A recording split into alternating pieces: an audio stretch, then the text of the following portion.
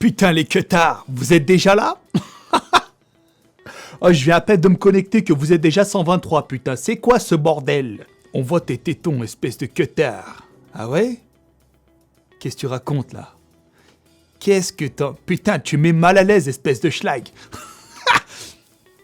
Mais mes tétons de quoi? T'es giobard, toi? Arrête tes conneries!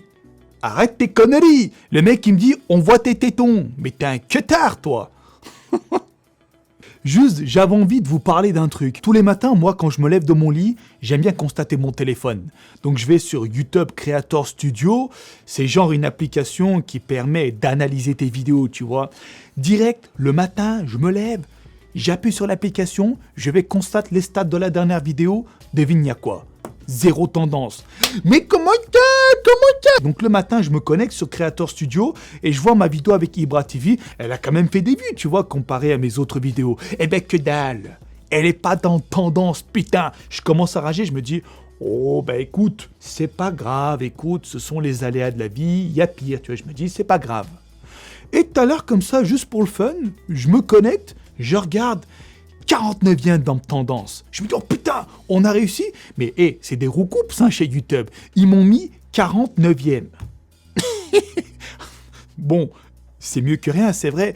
Mais tu sais, elle est où la fourberie? Je suis resté 2 minutes. Putain, oh ces bâtards, ils m'ont mis que 2 minutes dans Tendance Game number 49. Le numéro qui sert strictement à rien. 10e, 12e, 20e, 30e, d'accord. Mais au-delà, je veux dire, un mec qui va sur Tendance, il défile pas jusqu'en bas. C'est un peu comme quand tu fais une recherche sur Google.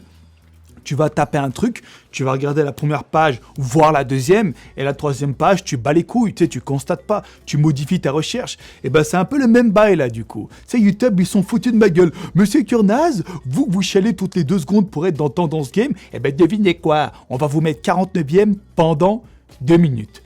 Ouais, merci.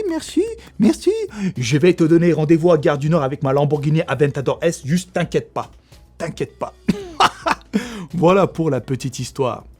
Donc sinon, concernant le message de Mike Gaver en PLS, ce qui s'est passé au décathlon de Vitvitame là, vas-y, je vais vous raconter un petit peu.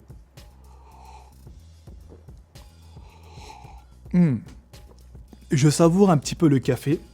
Vous savez, c'est une coutume chez moi. Ça fait toujours du bien par où ça passe, n'est-ce pas? Donc je disais, ouais, Mike Gaver en PLS, écoute frérot, écoute. Je suis arrivé au décathlon, tu sais, moi je me suis dit, ouais, c'est un bled un peu paumé, tu vois, il n'y aura pas grand monde. Je me dis, je vais passer un moment convivial avec mes potos, mes abonnés, tu vois. Avant tout, les mecs, moi je vous vois comme des amis. C'est depuis toujours, je te parle, comme si tu étais mon grand pote de l'aventure, t'as bien vu. À chaque fois que j'allume la caméra, tu sais, j'ai l'impression de parler à mon ami d'enfance, tu vois, bref.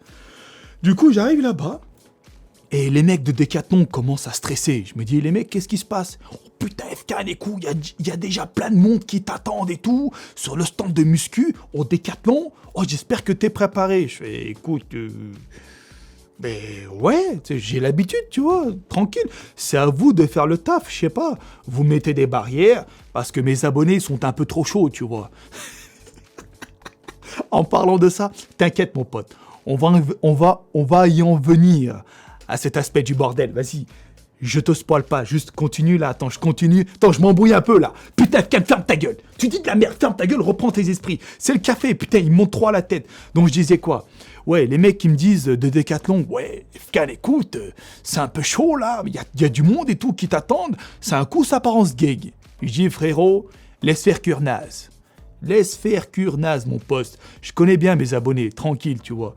Du coup, j'arrive sur le stand, et là, t'as 2 vigiles qui arrivent. Des mecs de Securitas. Ils les ont embauchés exprès pour moi. J'aurais dit, les mecs, tranquille, c'est bon. Oh, t'as cru que j'étais Brad Pitt? Reste cool, il n'y a pas besoin de ramener je ne sais combien de vigiles, c'est bon. Et les mecs de Décathlon me disaient, si, il faut qu'on ramène des mecs de Securitas et tout, t'en as besoin. Je fais, d'accord, si tu veux, tu vois. Du coup, mec, écoute, je suis arrivé sur le stand. Oh, les abonnés étaient trop chauds. Oh putain, les mecs dans le magasin, ils devenaient fous. C'est mes abonnés, ils ont crié comme si j'étais Leonardo DiCaprio. Ouais, que tard! Clasher, ils gueulent comme ça. T'avais des grands-mères, hein? Ils regardaient ça comme, ils disaient, mais putain, c'est qui ce mec, tu vois?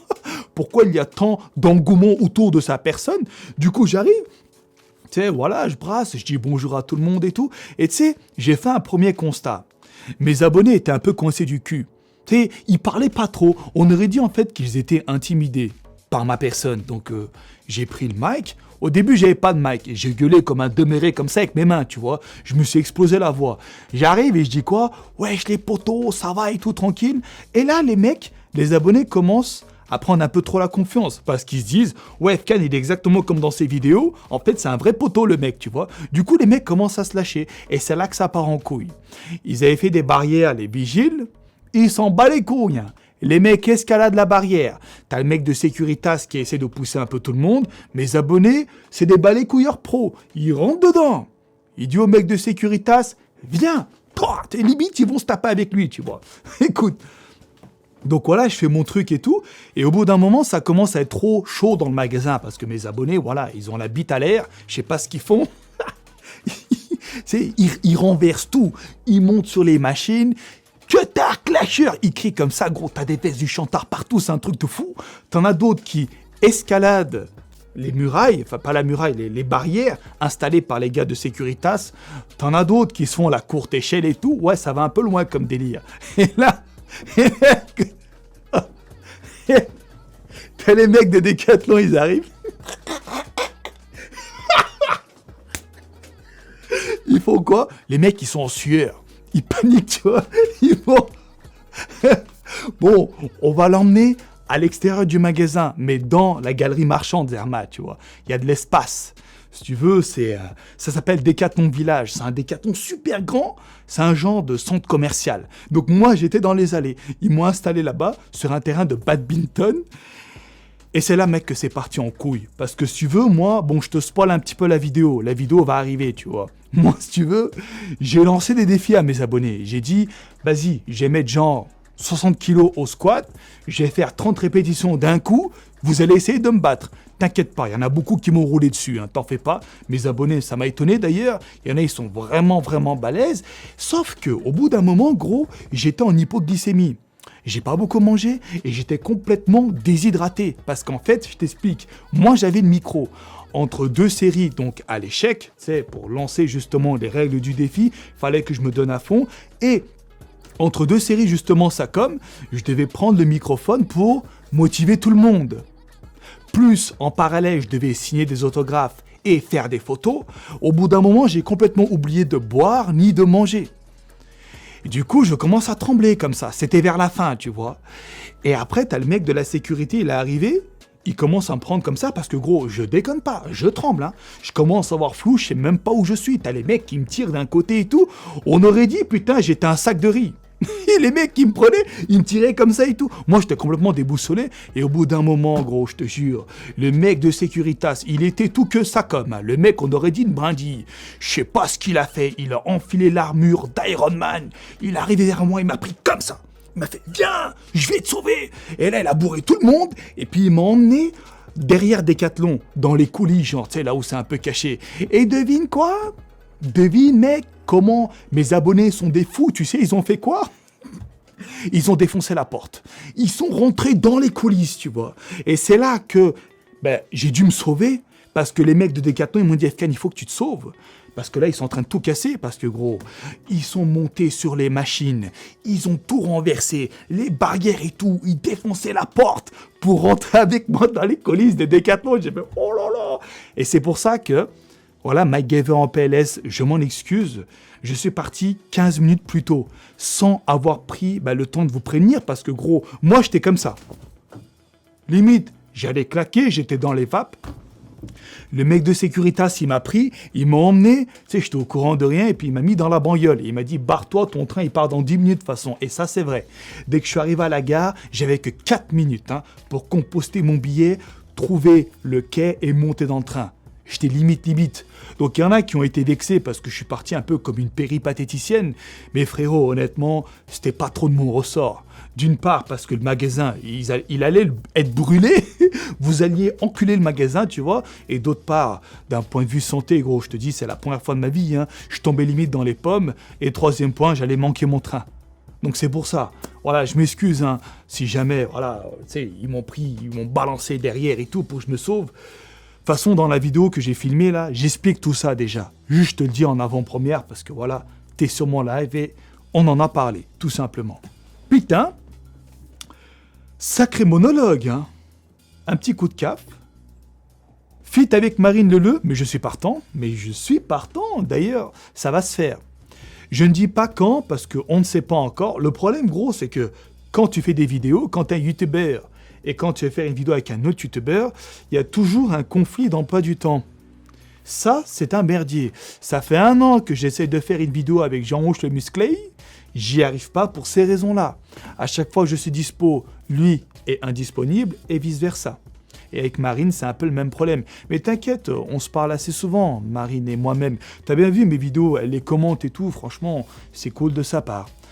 Par ailleurs, Marine, si tu me constates, bonjour, j'espère que tu vas bien. C'est quand je vais me retaper avec le Gigatacos. Frérot, écoute, moi j'ai un plan. Tu me dis si t'es d'accord, ok? Tu me dis si t'es chaud. En fait, j'avais envie de faire ça avec Ibra TV. Ibra TV, là. Tu sais, le mec avec qui j'ai fait le feat. Lui, je sais qu'il est chaud. Et à nous deux, franchement, on peut lui torcher sa grand-mère au Gigatacos. Solo, impossible. Et même à deux, gros, je pense que ça va être chaud. Hein, parce que moi, t'as bien vu, le tacos, franchement, j'ai casse d'alcool, 40%. Et frérot, je t'ai fait un punishment of the god directement aux toilettes après. Hein. Oh, les toilettes, mon pote, ils ont ramassé de ouf. J'ai dû chier 1,5 kg de matière fécale. Mais mec, tu rigoles, mais je te jure que c'est vrai. Ah, c'est dégueulasse ce qu'il y a dedans. C'est pas bon, hein. C'est pas très bon. Il y a beaucoup de sauce fromagère, plein de frites, je ne sais combien de nuggets, de viande hachée, de poulet, de merguez et tout. Oh, le bordel, il est lourd, hein. Et tu sais, ils font quoi? Ils enroulent 5 tortillas ensemble. Ils les collent, je sais pas ce qu'ils font, ils mettent le scotch du chantier, je sais pas quoi. C'est pas top au niveau du goût. Mais peut-être justement que j'ai envie de le faire avec Ibra TV.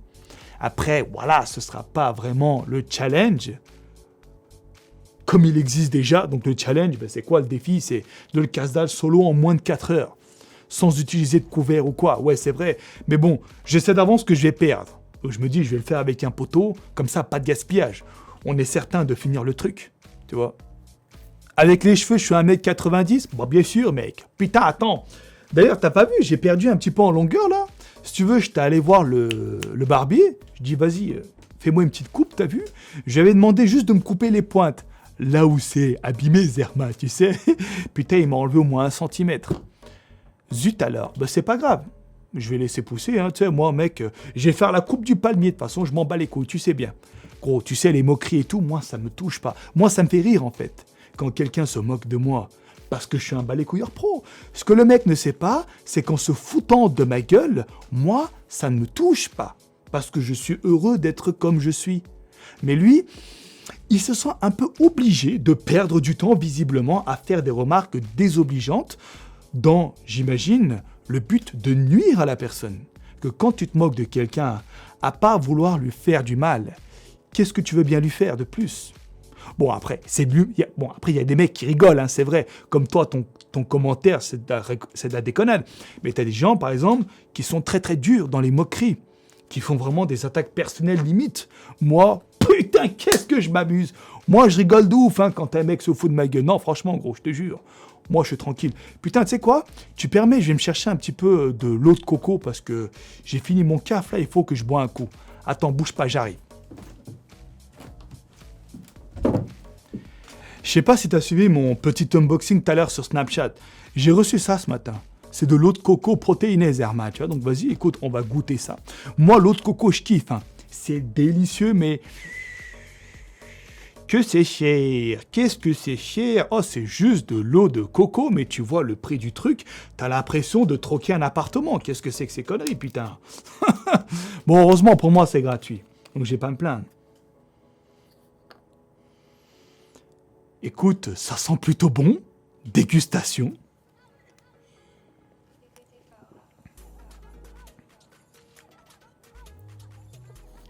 Pas mal du tout. Je m'attendais pas à ça. En fait, c'est de l'eau de coco, on sent, mais il y a un arrière-goût un petit peu citronné. Je ne sais pas pourquoi. C'est peut-être parce que c'est protéiné. Je sais pas trop. Qu'est-ce qu'il y a dedans dans l'ingrédient? Alors, pure coconut water, 46%. Ok, même pas la moitié. Whey protein isolate milk, 7,1%. Grape juice from concentrate. Dietary fibre. Natural vanilla. Flavoring with other natural flavorings. Stabilizer. Pectine, vitamine C. Oh là là, putain, tous les ingrédients qu'ils mettent ces queutards dedans. Moi, j'ai cru que c'était juste de l'eau de coco, bordel. Donc, on en était où? On parlait de ce coconut water. Franchement, bien, mais je préfère me passer de l'aspect protéiné du truc et de boire, de l'eau de coco, la vraie. Parce que là, le goût, il est moyen. D'ailleurs, tu sais... j'ai bientôt refaire une vidéo spéciale unboxing des cadeaux que vous m'avez offerts. Parce que là, tu sais, j'ai fait Vidéo City Paris et j'ai fait Decathlon. J'ai reçu What 1000 cadeaux, donc je vais te faire un petit unboxing. Tu verras, j'ai reçu beaucoup de choses. À quand le feat avec Prime? Mais frérot, moi je suis chaud. Lui, c'est mon youtubeur préféré. Putain, mais je le kiffe trop, ce gars. Putain, il est trop niqué, lui. On dirait, tu sais, que ce gars-là, initialement, il devait être largué autour de la planète. Tu sais, il devait orbiter comme un satellite, j'imagine. Sauf que le lancement de la fusée a échoué et il est resté sur Terre. Je suis sûr, gros, que ce gars-là, à la base, c'est ça. C'est ça.